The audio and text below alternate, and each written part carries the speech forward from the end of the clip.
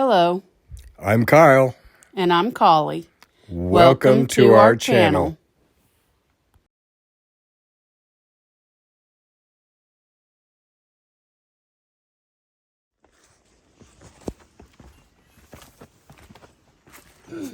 Not sure why I'm ducking.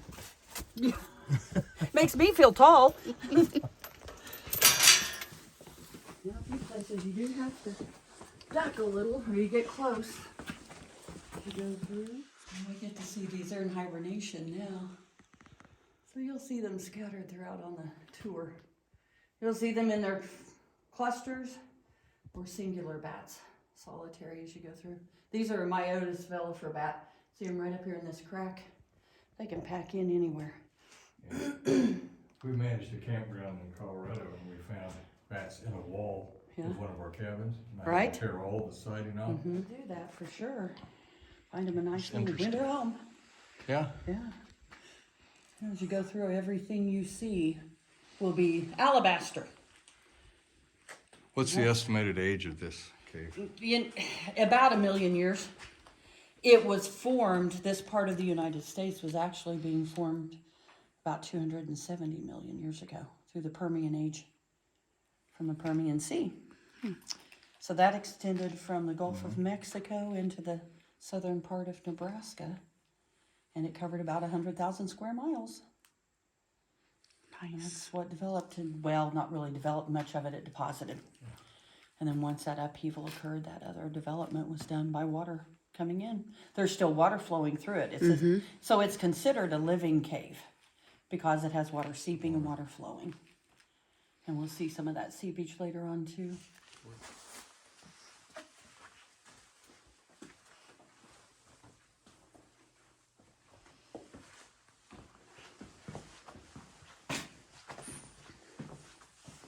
Is there very much moisture that comes from the top? Most of it. It does. We actually have a couple of waterfalls. What we call waterfalls. Back here. You get to see those. I just have known that most stalactites, stalagmites, when this comes through, it's moisture coming through. In It is, and through the summer we have higher humidity. It's Right. 90%, but we still don't have that formation. Giving a different mineral. Now this channel of water, spring fed, and it comes in about 100 yards south of the exit. So we're going to be able to see this as we walk through. It winds all the way through and exits north of the entrance. And if you were to go hiking in the canyon, you'd hike to the bottom, same stream. That undercut that gypsum and clay out there. And then eventually this flows on into the Cimarron River. Yep. 3 people touching it.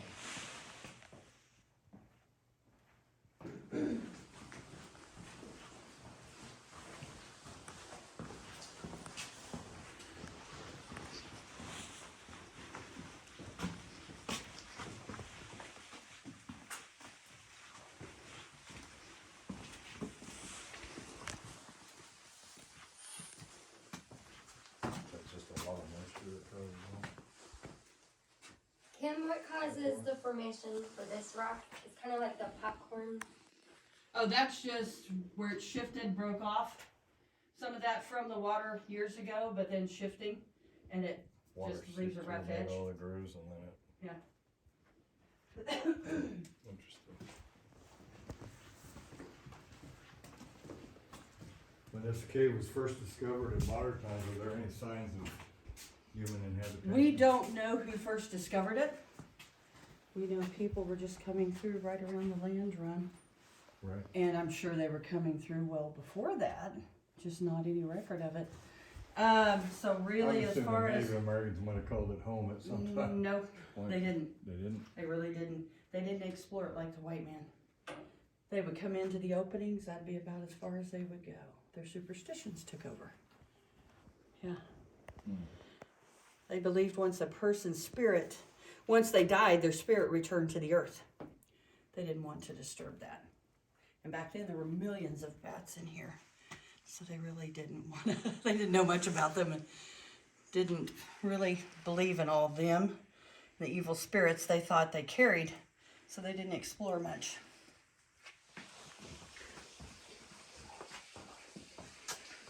Right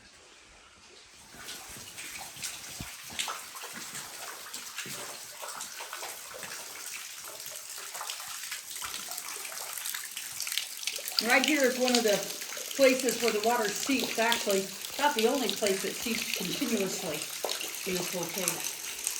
There's another stream above this portion. So that flows out, and it depends on the water volume we receive, how much comes through, but it's always seeping. Right here you see that deposit through hundreds of years gives it the effect of just some coral. So it's similar to a kind of like a stalagmite, but not much. Just doesn't grow quite as fast. And up here you'll see the other bath. Not quite as, well, just not the type that forms the. Not the limestone, yeah, this is very different. So yeah, this is high mineral content because it's flowing through that mineral and taking that deposit from it. Yeah. No sulfur in it. No, but if you drink an 8-ounce glass of it, it's like taking a double dose of a laxative. Your body gets used to it. You see.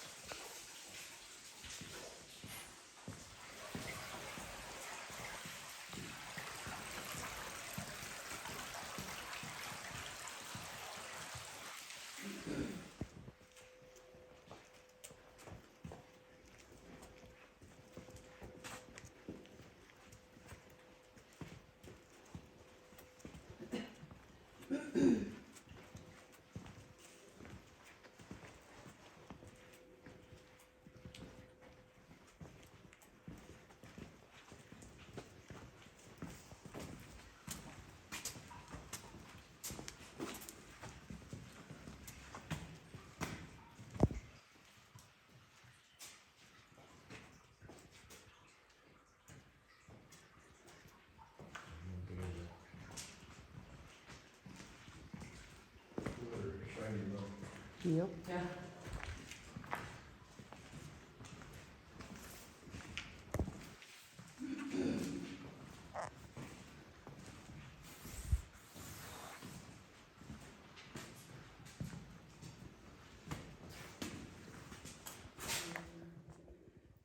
They like to come in, I think, play in the mud and see what they can feed on. We have salamanders, crawdads, frogs, toads, mice, rats, crickets, spiders, snakes. I would assume all And those. bats. What's that? I said, I would assume all those are the raccoons gonna. Imagine there's less for them to scavenge on down. That doesn't stop.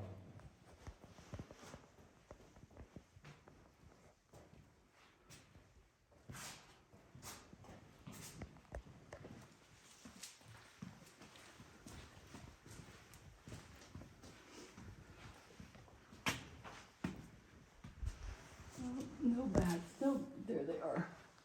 Right there. Yeah, there's a couple up there. See Several. They're moving too. Yeah. It's warmer up there. And they'll move around. You hear them squeaking? Uh-huh.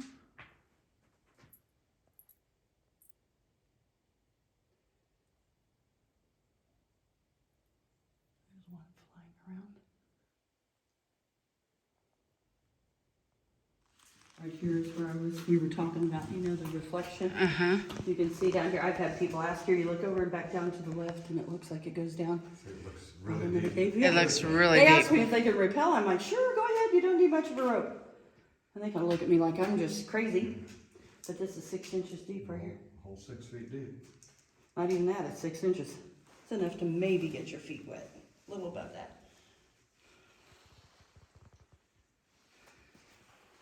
That's pretty cool to be able to see. Definitely makes you think it is. Yeah, I know. Get your knees up to your I chin. know the water's, I just meant from here to the water. It's You just This is as far back as we see that selenite, which is the purest form of gypsum. Now, if we were coming in through the entrance, we're missing the best part of the cave. You see a lot of the crystal exposed. Boulders. We have a vein of it that's about 40 feet in length. It's more exposed to that area. This is what a lot of the earlier settlers used to call isinglass, and they used it as windows in the sod houses. So pretty though. It is. Is there any plans to excavate that back We out? had brought in a crew right after that happened, had them devise a plan to remove it, and it was going to cost $6 million. That equals out to about 45 semi-loads, Fairly costly. 5 million pounds of rock, so we aren't gonna pay that. And then I met with engineers 3 years ago. We talked about having a bridge built over it and be able to show it, stand over that. And we haven't had any funding for that yet, so waiting on that, and hopefully in the future that'll happen. Yeah, be pretty nice to have it back open. If you're out walking and hiking, you see it on the surface everywhere too. You can in fact dig it at Salt Plains, about 70 miles east of here. Right. And this is where we make our turnaround.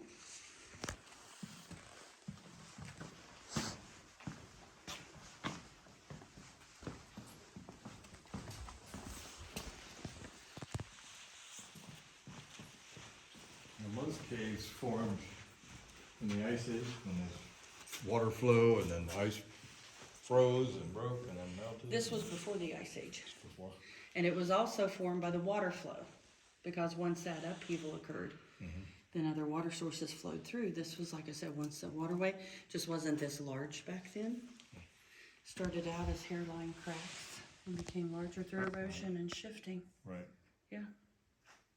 Well, I know some caves are formed different ways, and some of them are strictly were ice ways that Yeah. melted and then formed. Others were lava flow. Oh yeah, you have lava tubes, caves. Yeah, most of the caves, about 90% are limestone, which was water. And similar with this. Yeah.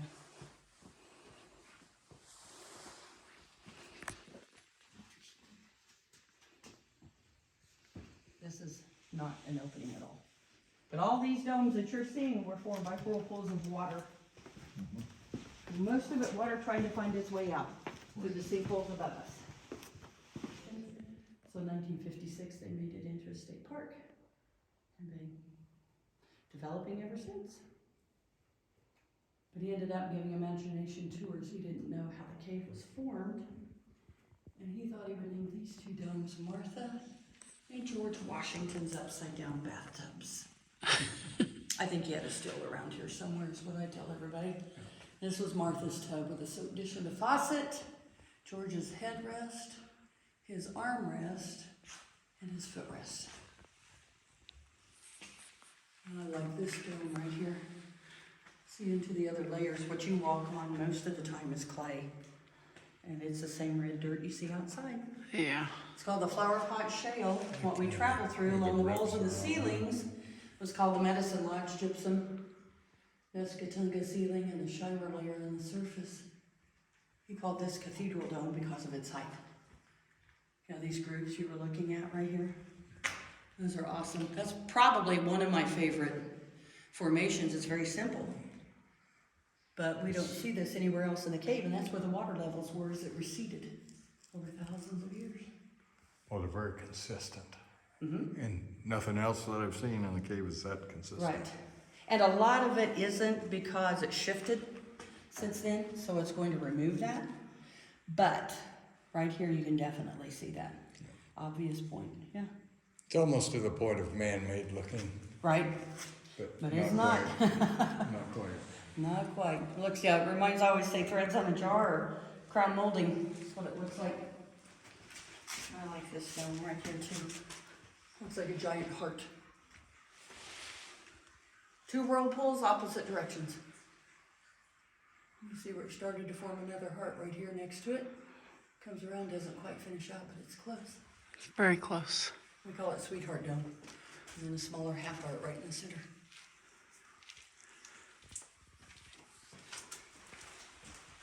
I'd probably have to say that one's my favorite. Yeah. Oh, yeah. Yeah, today you have to do that. For sure.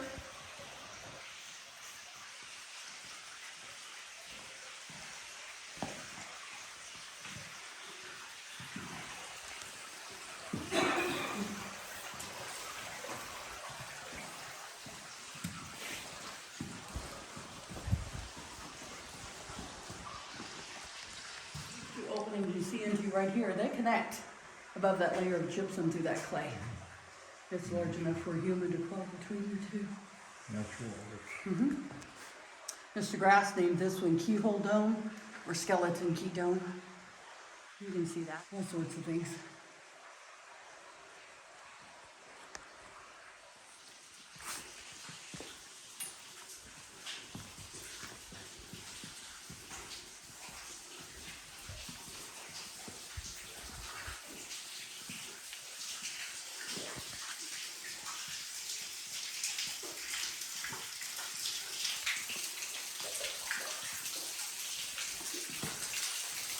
Right here is that opening I was telling you about earlier. Yeah. That usually leads to the outside.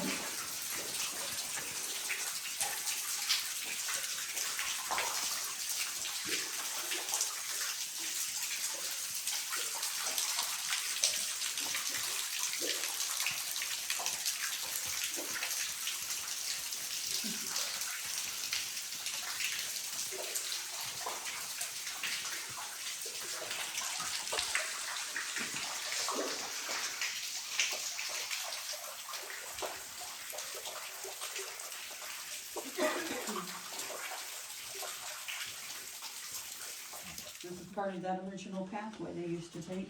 You can go through there if you want, or follow me this way. I'll give you a choice. Kids love that because they want to get off the beaten path. It just exits around the boulder down there and meets back up with the pathway. Yep. That's an easy way to be a spelunker is what I tell You you. can probably You walk. don't have to crawl.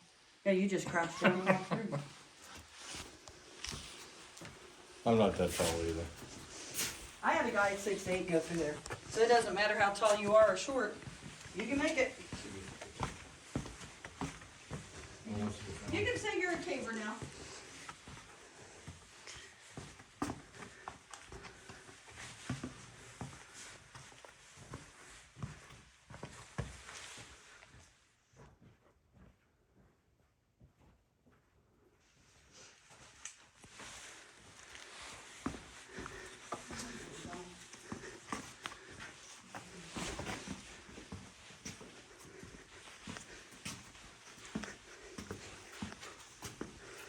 There you go. You made it. You don't even have a bump on your head either, do you? Nope. I would. No, you Not wouldn't. not You because would I'm duck. taller, just because it's naturally. Yeah, you I'm would all duck squared low up. enough.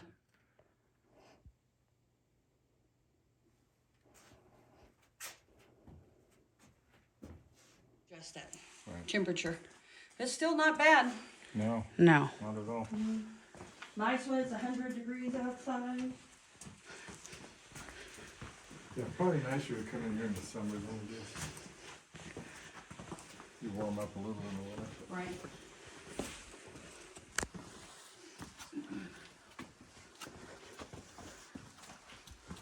I forgot it's supposed to be You just out scoping it out. for detected movement. Feel down here in a nuclear fallout. Probably not very.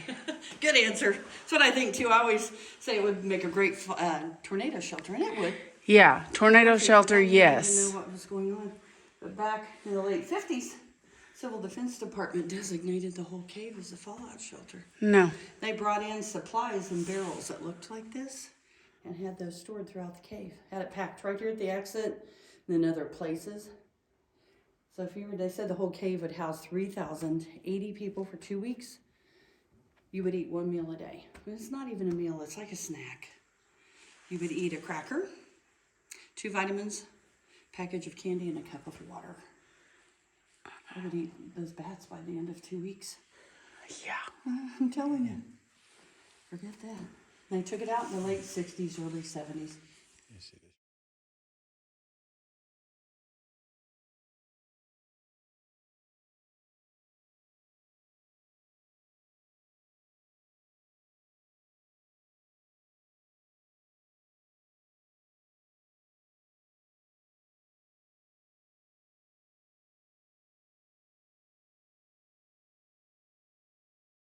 See, we get right back up under here.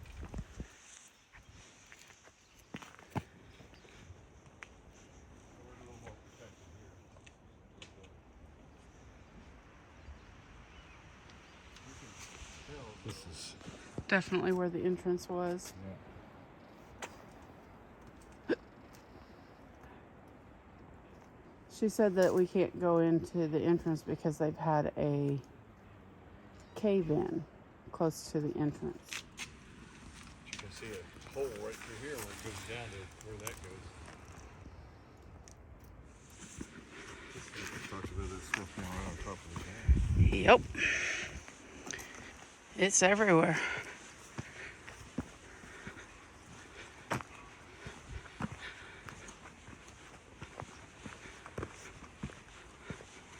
Good view from up here. Probably don't have that.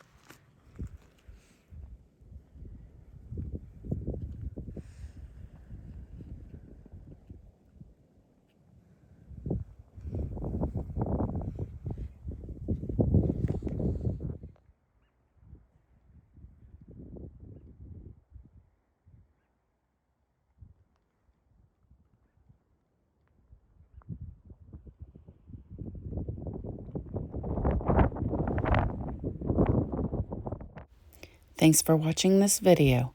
Please like and subscribe.